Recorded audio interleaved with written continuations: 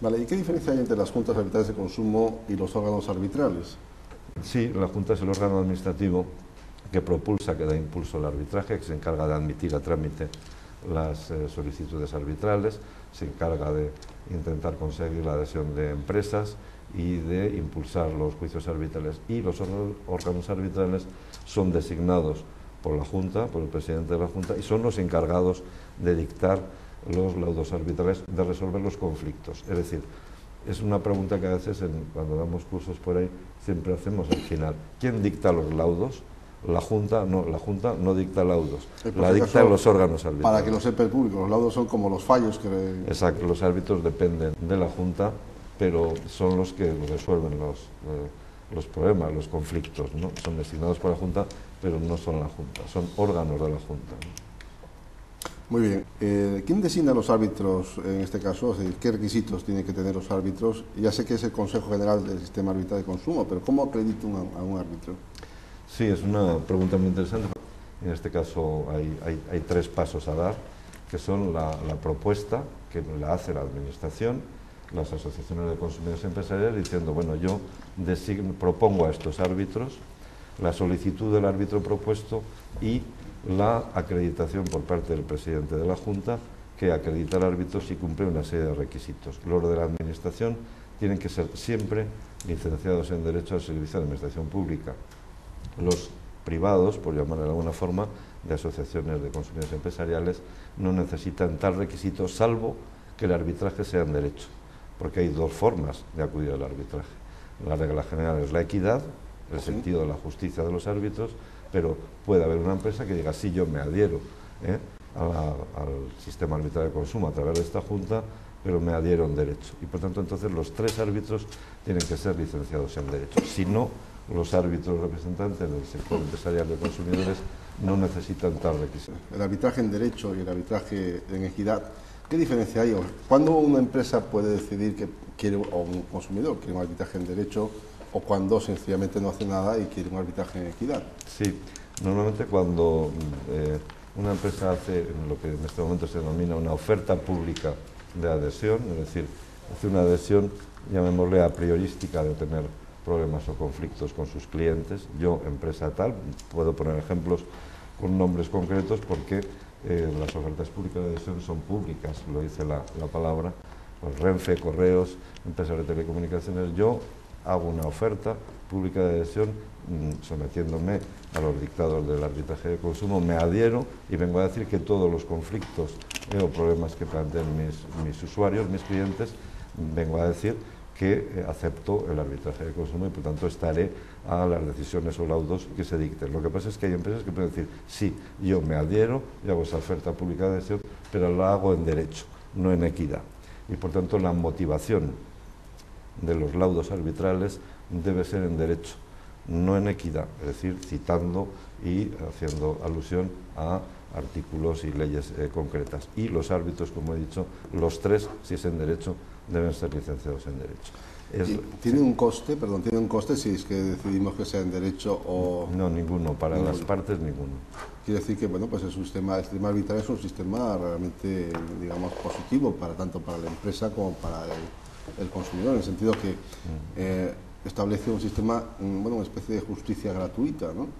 Sí, realmente es así, además está recogido así en el Real Decreto como un principio, además del procedimiento, audiencia, contradicción entre las partes, igualdad y gratuidad, salvo que en el tema de prueba el órgano arbitral que juzga aprecie mala fe a la hora de proponer alguna prueba, entonces se puede cargar, digamos, el coste de la prueba, pero en principio por supuesto, es gratuito. El consumidor puede proponer las pruebas y el empresario también, entiendo. También, por supuesto. En el caso de que el consumidor proponga una prueba y, bueno, pues la prueba falla a favor, a favor del empresario, ¿esto tiene un coste para el consumidor o...?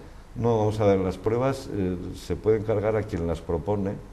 Si son planteadas por las dos partes, pagan por mitades, pero en la realidad existe que muchas veces los miembros del órgano que juzga pueden cargar la prueba al presupuesto de la Junta Arbitral de Consumo, que no olvidemos que es un órgano administrativo, para intentar todavía que las partes no tengan ningún costo, ¿no?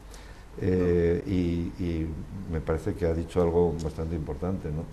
Y es que las empresas también se benefician, porque yo siempre digo que, hablando de la naturaleza jurídica del arbitraje, de esa sentencia del Constitucional que lo definen muy bien, ¿no?, como un equivalente jurisdiccional, con esa autoritas, no potestas, por eso somos un equivalente, donde las partes, dice la sentencia del 89 y otras, pueden conseguir los mismos resultados que ante la jurisdicción ordinaria, esto es, el dictado de una resolución que ponga fin al conflicto, y por tanto es cosa juzgada. Y dice además una palabra un poco complicada para los no juristas, es un procedimiento heterocompositivo, es decir, son terceros a las partes los que resuelven el conflicto, y es un cauce procesal en materia civil.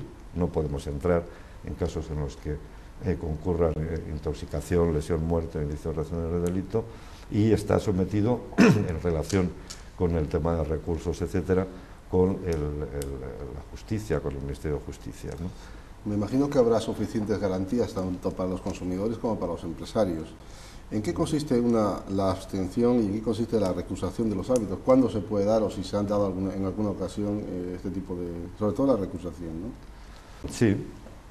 Una de las partes puede entender que, porque siempre se notifica antes de la audiencia a las partes el órgano que va a juzgar, tanto si es unipersonal como si es colegiado.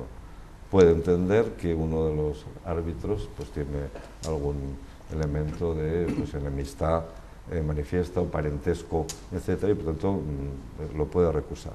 Normalmente tiene un plazo de 10 días, pero después la misma norma viene a decir que en cualquier momento del procedimiento.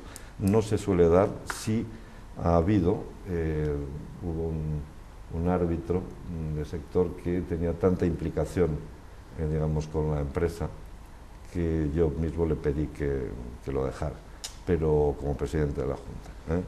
Es decir, no es el caso, pero vamos a suponer un jefe de cobros de una gran compañía, pues no puede hacer de árbitro, evidentemente. Tiene que haber, se les exige a los árbitros, es un tema de los requisitos para poder ser acreditados, que actúen con imparcialidad e independencia, no solo de la administración, sino también a los árbitros de los sectores, que representan a los sectores.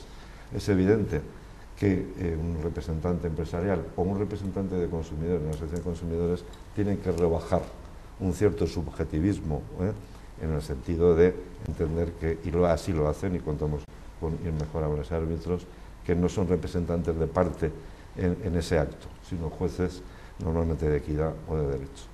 Dígame, algunas empresas, por ejemplo, las grandes empresas como constructoras, bancos, operadoras, telefonía, etcétera, suelen estar inscritas o incluir cláusulas, por ejemplo, para promover, para intentar resolver los problemas a través del sistema de arbitraje, o quizá a lo mejor, sobre todo en el tema, yo tengo un ejemplo, tengo un caso, yo mismo lo he vivido, en el caso de operadoras de telefonía, pero en el caso de constructoras y bancos, es decir, ¿cuál es la operativa? ¿Ellos directamente participan de este tipo de arbitraje o realmente no quieren participar de este tipo de arbitraje? Sí, yo creo que es una pregunta también muy interesante porque, como he dicho, existen lo que son las ofertas públicas de adhesión, que es esa manifestación pública de una empresa, es decir, yo me adhiero al sistema y me comprometo a ir a los juicios arbitrales que me planteen y a cumplir los laudos. Pero puede ser también que una empresa no se adhiera y, sin embargo, acuda a algún arbitraje. Diríamos que es la segunda línea, es decir, empresa que no está adherida, pero se le pregunta, mire usted, tiene usted una solicitud de arbitraje contra la empresa que usted dirige, ¿desea usted aceptar, no la solicitud, lógicamente se opondrá, pero el arbitraje como medio, el arbitraje que se plantea, que le plantea el consumidor y el usuario, y si dice que sí, hay juicio absolutamente válido y laudo? Lo que no implica es que esa empresa que ha aceptado puntualmente ese arbitraje vuelva a otros, porque no tiene hecha la oferta pública de adhesión. Entonces hay sectores todavía reacios, yo creo, ante el arbitraje, en algunos sitios, pues, quizá constructores, banca, que han venido al arbitraje puntualmente. De hecho, hablamos antes de entrar con el señor Bisús, pues que igual juicios contra constructores y que no han aceptado el arbitraje, pues ha habido más de 20, y de cuantías importantes. Quizá a lo mejor el consumidor desconoce cuáles son las empresas que están adheridas al sistema de arbitraje. Y quizá a lo mejor también las empresas que están adheridas no lo están, como alguna vez hemos comentado hace unos días, no lo están en todas las juntas arbitrales. Primero lo quería preguntar, ¿por qué no suelen estar en todas las juntas arbitrales? Y segundo, ¿por qué existe esa posibilidad de que puedan estar unas adheridas a una junta arbitral provincial y, por ejemplo, no estar adherida a la junta, por ejemplo, del Gobierno de Aragón, vamos a decir, la junta arbitral del Gobierno de Aragón? Sí, o sea, normalmente, y es lógico, las empresas, y es admisible y es justo entender que sea así, se adhieren a las juntas o a la junta donde territorialmente actúan. Es decir, es normal, lógico y justo que una empresa diga, pues si yo tengo un comercio en Zaragoza, me adhiero a la Junta Arbitral del Ayuntamiento de Zaragoza, puede ser a la autonómica porque coincidimos en el municipio de Zaragoza. Es justo y no debe considerarse como una oferta pública de adhesión limitada. Sin embargo, el Real Decreto yo creo que aquí sí falla, y de hecho he hecho una enmienda que considero importante, respecto a la distribución competencial en las juntas arbitrales de consumo, sí admite limitaciones que denominan territoriales y que son de competencia objetiva, en el sentido de que una empresa puede decir yo sí me adhiero al arbitraje, pero a esta determinada junta, o a las juntas arbitrales autonómicas, por ejemplo. Y yo creo que no es válido. En Aragón tienen menos perjuicio, pero pensemos en Andalucía, una empresa que dice yo me adhiero a la Junta Arbitral Autonómica de Andalucía, y que un ciudadano de Cádiz, donde en Andalucía además se da la curiosa circunstancia de que en cada ciudad hay Junta Arbitral Municipal y Provincial, para litigar contra esa empresa se tiene que ir a Sevilla, que es donde tiene la sede de la Junta Arbitral Autonómica. Yo creo que no se respeta un principio fundamental de derecho, como es el derecho al propio fuero, consagrado además por nuestra Constitución. No son las partes las que pueden elegir al juez que va a juzgar el asunto, sino es la ley quien debe predeterminarlo antes. Y en ese sentido, aparte de la Ley de Enjuiciamiento Civil, el 54, el 90 del Real Decreto Legislativo en cuanto a cláusulas abusivas, entiendo que se puede vulnerar a veces por una mala no redacción, es decir, se admite. De hecho, no es un problema de la redacción del Real Decreto, se admiten esas ofertas públicas de adhesión limitada y no debería ser. Sí, por ejemplo, cabe entender que una empresa, porque es una manifestación dentro de su libertad, y va muy bien para el programa de la Vía de la Libertad, puede decir, bueno, yo me adhiero, soy libre de adherirme o no, pero si me adhiero, puedo adherirme y limitando la cuantía. No aceptaré reclamaciones que excedan de tantos euros o tantos miles de euros, o por vía de, yo tengo 3 ramas de actividad, pues para estas 2 me adhiero, pero para esta no. Lo cual sí es verdad que puede crear confusión a veces en los consumidores porque no saben exactamente esa limitación, pero tiene más sentido y encaja dentro de una libertad, de un posibilismo, pero la limitación de la competencia objetiva a mí me parece muy criticable, y en eso no solo yo, sino creo que sentencias de las audiencias provinciales y de luego doctrina procesalista al caso está de acuerdo conmigo, o yo estoy de acuerdo con ellos, ¿no? Si alguna empresa en este caso fallara, o sea, no cumpliera con ese laudo, ¿qué posibilidades hay de enmendar la plana por parte de la Junta Arbitral de Consumo? Correcto, también es muy interesante. La verdad, Gunter, es que está haciendo usted unas preguntas muy interesantes. Es profesor y se nota, sí, claro, los docentes son muy... Está siendo didáctico. Por ahora no me ha pillado en renuncio, esperemos que... No, es muy interesante. Lo que pasa es que, efectivamente, antes he hablado de la potestas y la autoritas, y sí tenemos la autoridad, por ley, para dictar resoluciones de obligado cumplimiento, pero no para hacer ejecutar lo juzgado, Entonces, los laudos que se incumplen debe recurrirse a los juzgados de primera instancia, pero hay que decir, por lo menos de la experiencia de la Junta Arbitral del Ayuntamiento de Zaragoza, que igual hace 10 años que no va nadie a una ejecución del laudo porque se cumplen todos.